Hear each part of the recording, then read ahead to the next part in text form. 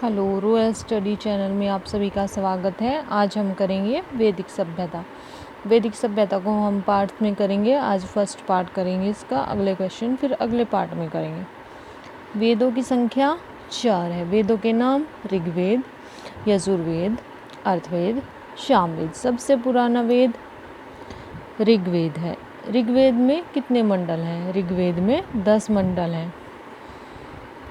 10वें मंडल में किसका वर्णन है? 10वें मंडल में पुरुष सूक्त का वर्णन है।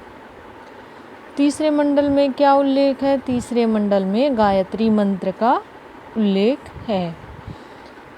ऋग्वेद के अंदर सबसे पवित्र नदी किसे माना गया है? ऋग्वेद के अंदर सबसे पवित्र नदी सरस्वती नदी को माना गया है।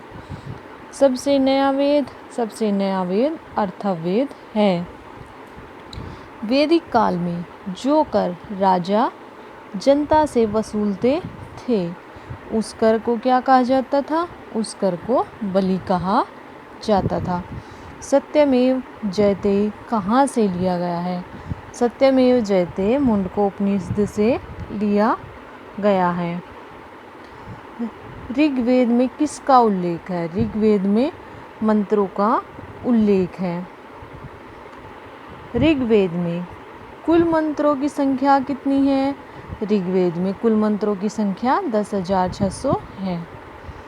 सामवेद में संगीत का उल्लेख मिलता है या सामवेद को संगीत का जनक भी कहा जाता है। यजुर्वेद में किसका वर्णन है? यजुर्वेद में कर्मकांड का उल्लेख है। यजुर्वेद किस में लिखा गया है? यजुर्वेद गद्य व पद दोनों में लिखा गया है। वैदिक काल कब माना जाता है? वैदिक काल 1500 से 600 ईस्वी पूर्व तक माना गया है।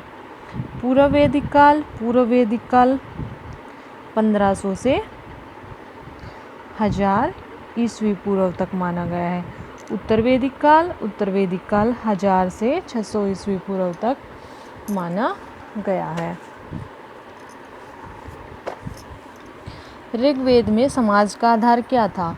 ऋग्वेद में समाज का आधार परिवार था।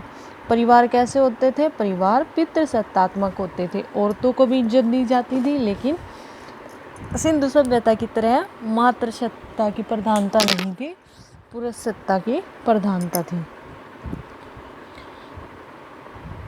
बाल विवाह की प्रथा नहीं थी।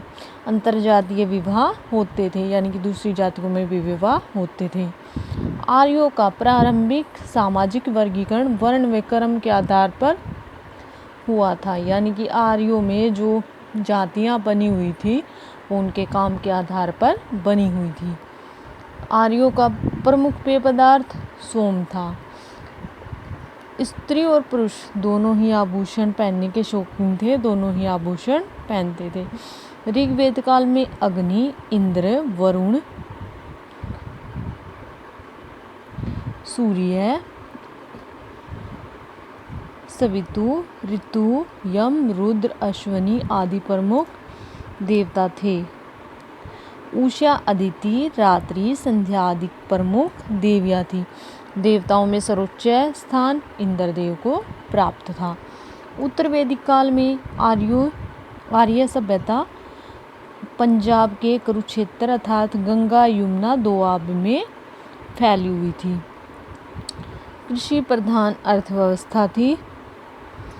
जाति प्रथा कर्म के आधार पर न होकर जन्म के आधार पर होने लगी थी उत्तर वैदिक काल में। पूर्व वैदिक काल में नहीं, उत्तर वैदिक काल में। गाय बैल के अतिरिक्त भैंस भी, पहले गाय सिंधु सभ्यता में भी गायें थी और पूर्व वैदिक काल में भी गायें थी, लेकिन उत्तर वैदिक काल आते आते भैंस भी पाली जाने लगी थी।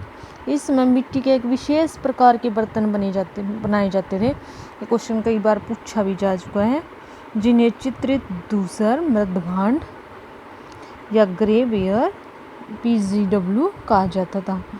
हम इस काल की अर्थव्यवस्था को प्राक शहरी अर्थव्यवस्था का नाम दे सकते हैं। ये ना तो पूरी तरह से ग्रामीण थी, ना पूरी तरह से शहरी थी। उत्तर वैदिक काल में यज्ञ मूल संस्कृति का मूल आधार था।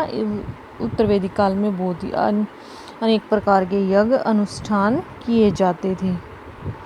समाज में ब्राह्मणों को काफ़ी महत्व दिया जाता था, क्योंकि वे ही सिर्फ धार्मिक अनुष्ठान का कार्य करते थे। आगे के क्वेश्चन हम अगली वीडियो में करेंगे। अगर आपको पसंद आए तो प्लीज़ लाइक, शेयर और सब्सक्राइब करना ना भूलें।